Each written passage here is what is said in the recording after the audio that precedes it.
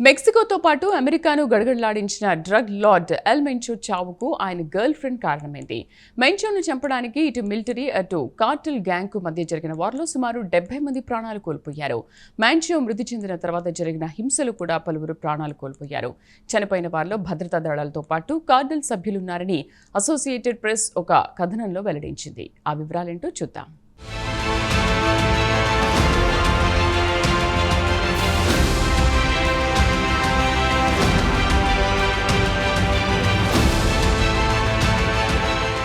మెక్సికోతో పాటు అమెరికాను గడగడలాడించిన drug lord L మెంచో చివరకు తన గర్ల్ ఫ్రెండ్ హ్యాండ్ ఇవ్వడంతో ప్రాణాలు కోల్పోయాడు.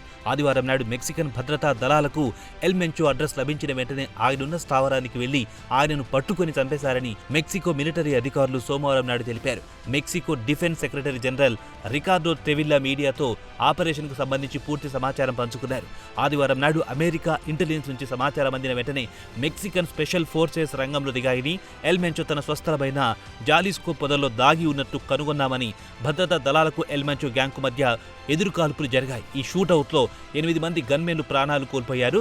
డ్రగ్ లార్డ్తో పాటు ఆయన 2 బాడీగార్డులు తీవ్రంగా గాయపడ్డారు. వారిని కస్టడీలోకి తీసుకుని మెక్సికో ఆసుపత్రికి తరలించే లోపలే కన్నుమూశారని ట్రెవెల్లా వివరించారు. మొత్తానికి ఈ ఆదివారం నాడు జరిగిన ఆపరేషన్ తర్వాత జరిగిన హింసతో కలుపుకుంటే మొత్తం 70 మంది ప్రాణాలు కోల్పోయారు. వారిలో భద్రతా దళాలతో పాటు డ్రగ్ సిండికేట్ సభ్యులు కూడా ఉన్నారు. మెక్సికోలో అత్యంత పవర్ఫుల్ డ్రగ్ కార్టల్ లీడర్తో పాటు అమెరికాకు కూడా మోస్ట్ వాంటెడ్ డ్రగ్ లార్డ్ ఎలా చిక్కింది మెక్సికన్ అధికారులు వివరించారు. ఇక ఎల్ మెంచోను అరెస్ట్ చేయడానికి ఇటు మెక్సికోతో పాటు అమెరికాలో అధికారులు గత కొన్ని సంవత్సరాల నుంచి ఆయన కదలికలపై నిఘా పెట్టారు. ఇప్పటికీ ఆయనపై ఇరు దేశాల్లో లెక్కలేనని అరెస్టు వారెంట్లు జారీ అయ్యాయి. ఇరు దేశాలు ఆయన సిండికేట్ డ్రగ్ ట్రాఫికింగ్తో పాటు పలు నేరాలకు సంబంధించి కేసులు నమోదు చేసింది. అయితే గత కొన్ని సంవత్సరాల నుంచి ఆయనపై నిఘా వేసిన ఇరు దేశాలకు చెందిన ఇంటెలిజెన్స్ అధికారులకు చివరికి చిన్న క్లూ ద్వారా మెంచోను అంతమొందించారు.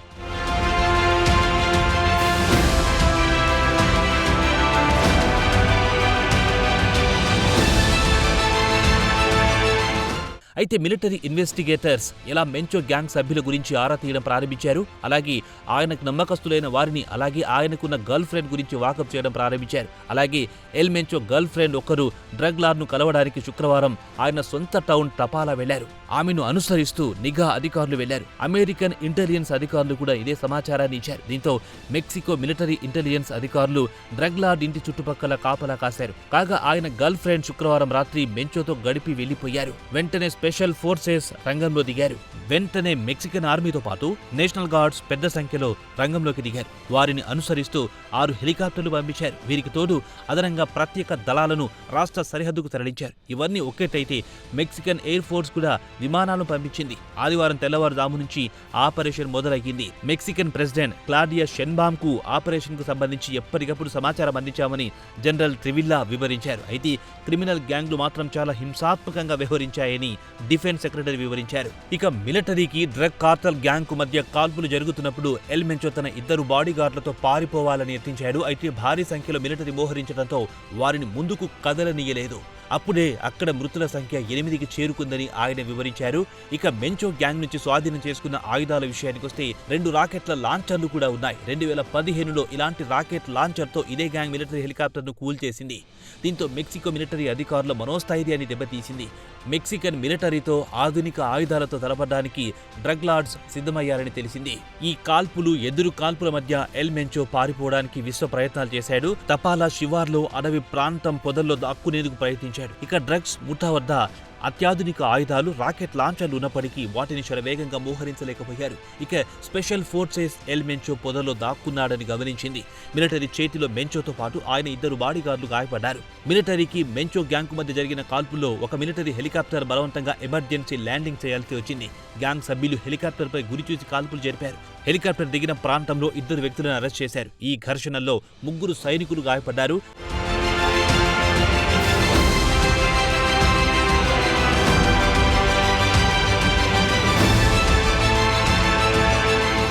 గన్ బ్యాటిల్తో మెంచో తీవ్రంగా గాయపడ్డాడు. ఆయనతో పాటు ఆయన 2 బాడీగార్డులను హెలికాప్టర్లో సమీపంలోని ఆసుపత్రికి తరలించేలోగానే ఆయన ప్రాణాలు వదిలాడని డిఫెన్స్ సెక్రటరీ వివరించారు. ఇక డ్రగ్ లార్డ్ చనిపోయాడని తెలుసుకున్న తర్వాత వారి మృతదేహాలను తీసుకుని నేరుగా మెక్సికో సిటీకి వచ్చారని, మెంచో సిటీలో హెలికాప్టర్ను దించి క్రిమినల్ గ్యాంగ్లు రెచ్చిపోయి విధ్వంసం సృష్టించే అవకాశాలున్నాయని, అందుకే మెక్సికో సిటీకి తరలించామని వివరించారు. అయితే మెక్సికోలో డ్రగ్స్ దందా విపరీతంగా పెరిగిపోయింది. అయితే ఎల్ మెంచోతో ఫైట్ సందర్భంగా జరిగిన కాల్పుల్లో పలువురు భద్రతా సిబ్బంది కూడా ప్రాణాలు కోల్పోయారు. అయితే పశ్చిమ తపాలాకు చెందిన లాజిస్టిక్తో పాటు ఫైనాన్షియల్ ఆపరేటర్ ఎల్ తులి అతడు ఒక్కో సైనికుడిని చంపినందుకు కార్టల్ గన్మెన్లకు $1000 బహుమతి ప్రకటించాడని డిఫెన్స్ సెక్రటరీ వివరించారు.